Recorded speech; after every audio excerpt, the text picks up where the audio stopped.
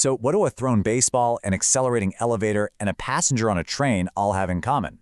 Believe it or not, they all follow three simple yet super powerful rules that govern basically everything that moves in our universe. So yeah, let's dive right in and unpack the genius of Isaac Newton. All right, so here's the game plan. We're going to start with the fundamental rules of motion, right?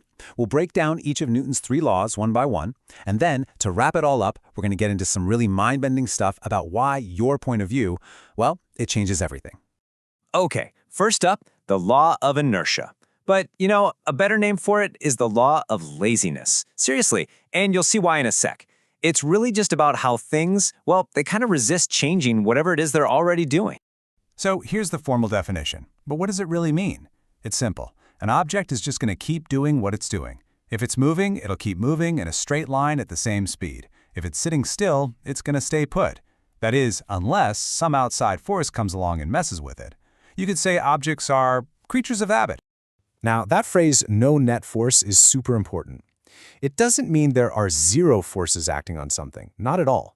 It just means all the forces are perfectly balanced. They all cancel each other out. Think of it like a tug-of-war where both teams are pulling with the exact same strength. The rope doesn't move, right? The result is what we call equilibrium. Nothing changes. Okay, let's make this real. Imagine you've got this block just hanging there from two ropes. It's not moving, right? So we know for a fact the net force on it is zero. But here's the puzzle. How much pull or tension is in each one of those ropes? The first law gives us the key to solving this, and it's actually simpler than it looks. So how do we do it? First, you draw what's called a free body diagram. Sounds fancy, but all it means is you draw the block and all the forces acting on it. You've got gravity pulling it straight down and the two ropes pulling up and outwards. And because the block isn't going anywhere, it's not moving side to side, it's not moving up or down, we know all those forces have to cancel out. The horizontal forces equal zero and the vertical forces equal zero. And boom, that gives us a couple of equations we can solve to find the tension. Pretty cool, right? Okay, that's all fine for things sitting still. But what happens when the forces aren't balanced? What happens when that tug-of-war is lopsided? Well, that brings us to Newton's second law. You could call it the law of effort and result. And trust me, this is where things get interesting. And here it is, one of the most famous, most important equations in all of physics, F equals ma. Or more precisely, sigma F equals ma. That sigma just means the sum of, so it's the net force. And what it's telling us is so simple, but so powerful. If you have an unbalanced force on an object, it's going to accelerate. It has to. And how much it accelerates? Well, that depends on two things, how massive the object is and how hard you're pushing it. And look, this shows it perfectly. It's a super direct relationship. If you push something with a certain amount of force, you get a certain amount of acceleration. Double the push, you get double the acceleration. Cut your push in half? Yep, you guessed it, you get half the acceleration. It's that straightforward. And you have totally felt this, for sure. Ever been in an elevator and it starts going up, and you get that weird lurch in your stomach where you feel heavier for a second? Or when it goes down and you feel kind of light? That right there, that is Newton's second law in action. It's not your weight that's changing. It's the force that the floor is exerting on you to make you accelerate. Okay, let's break it down. And don't get bogged down by the equations on screen, just focus on the idea.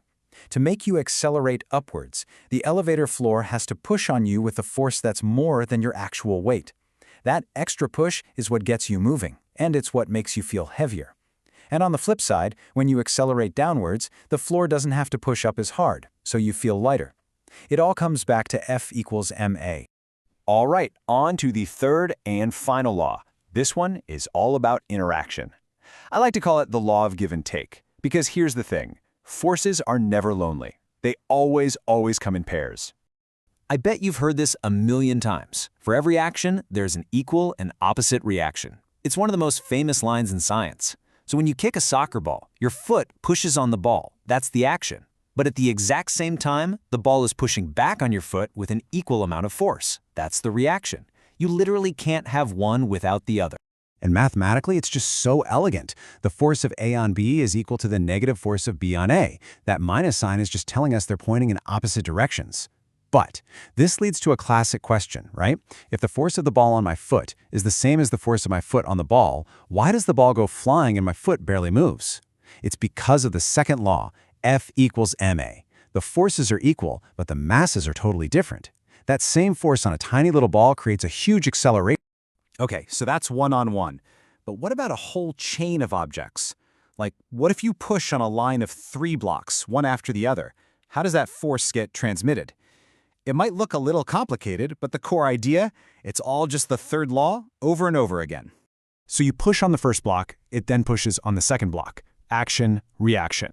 Then the second block turns around and pushes on the third block. Action, reaction.